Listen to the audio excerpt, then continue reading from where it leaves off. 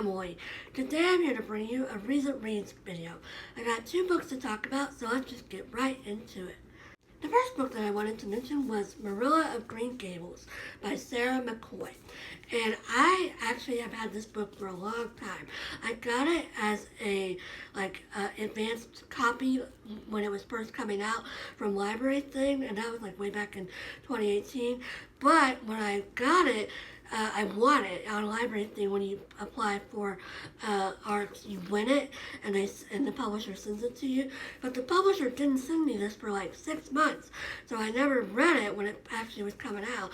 And then once I got it, I was like, well, it's so late, I don't feel like I have to read it now, so I just put off reading it. And I also partially wanted to reread the Anne series before I read this one, because I had not read that in a long time.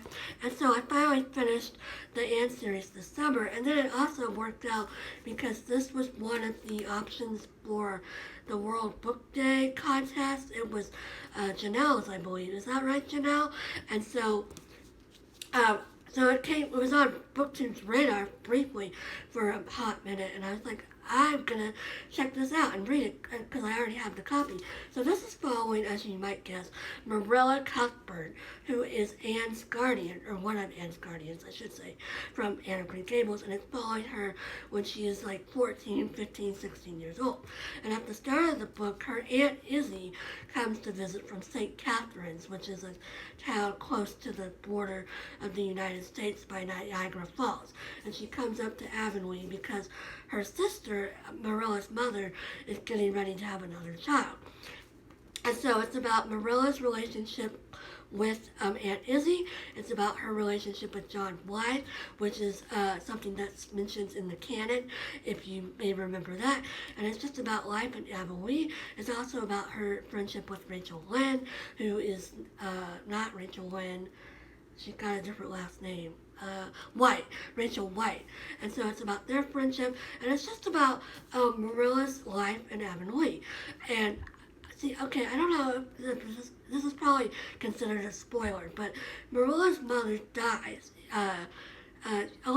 pretty early on in the book. And so then it's also about Marilla's dealing with her grief and how she has to grow up and sort of start managing, Green Gables, because of course her father and Matthew go out into the fields every day, and Aunt Izzy is there for a while training her and helping her, but then Aunt Izzy goes away. So it's really just about Marilla's coming of age and about Avonlea at this time and, her life. And we see sort of how she becomes the person that she is when we meet her in Anne of Green Gables. So this was interesting. I didn't love it though. And one of the reasons I didn't love it is because, if you've read the canon, you know that John Blythe does not marry Marilla. He marries Gilbert's mother and has Gilbert. So from the get-go, you know that this relationship is not going to work out. And so there's not much tension in it, or at least I didn't feel like there was much tension in it. And then the way that the author, Sarah McCoy, breaks off the relationship seemed very abrupt. And it was and you knew she had to do it because of the fact that it's not happening in canon, but it's it just seemed weird, the way she did it. And then also, so when Marilla's mother dies, her mother makes Marilla promise that she will never leave Green Gables.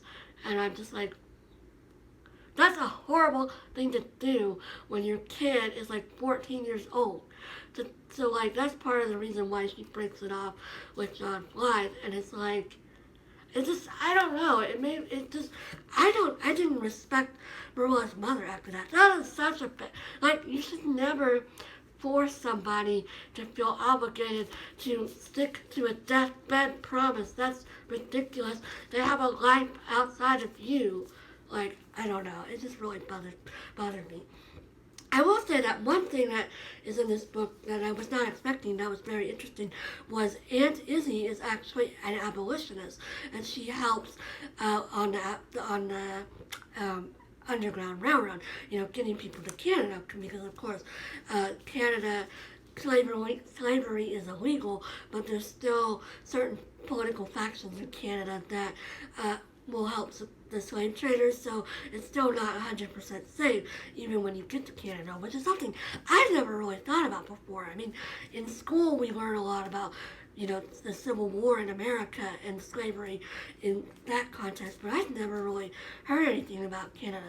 I mean, I knew it was illegal in Canada before it was illegal here, but overall, so that part was really interesting. So, as a historical fiction book, it's very, very interesting, but as a like a prequel to the Anne series, I personally found it a bit lacking, only because I felt like the way they handled the John Blythe and Marilla relationship was kind of weird, and also because I really did not like the fact that the deathbed promise was like the whole reason Marilla never married and stayed at the Green Gables her whole life. Like, that's not right.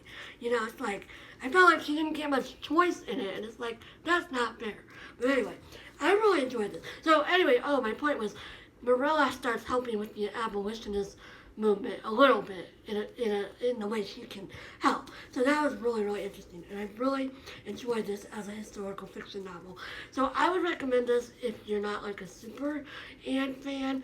If you are a super Anne fan, it might annoy you that the way the relationship pans out and the way the characters are portrayed. But yeah, overall, really interesting book. The next book that I finished was Maybe in Another Life by Taylor Jenkins Reid. This is a book that I have read The Seven Husbands of Evelyn Hugo, but that was the only Taylor Jenkins Reid book I'd ever read. But I actually really, really want to read all of Taylor Jenkins Reid's work, even the ones from before when she got really famous with Evelyn Hugo, because all of them sound really good. So this was my first step in doing that. So this is following a girl named Hannah and a boy named Ethan, and so the way this works is it's a dual timeline novel, but it's following Hannah in both timelines. So at the very beginning of the book, she goes out to a bar with her best friend Gabby, and they see her high school boyfriend Ethan.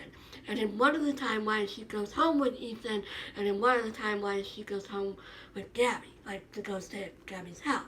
And so it's about how her life just changes because of that one action. And in one of the timelines, she gets hit by a car, and so she ends up in the hospital. And so we see her life, how it changes between the Hannah that's not in the hospital and the Hannah that is, because they are very dramatically different. And it was really interesting because several of the same events happened in both timelines, but they happened at different points of the timeline, and it's actually a really fascinating look at like how your choices affect your life, and whether fate is like a real thing and whether it's not a real thing. And it's actually very interesting, and I've actually always been really interested in this concept of like choices making your life.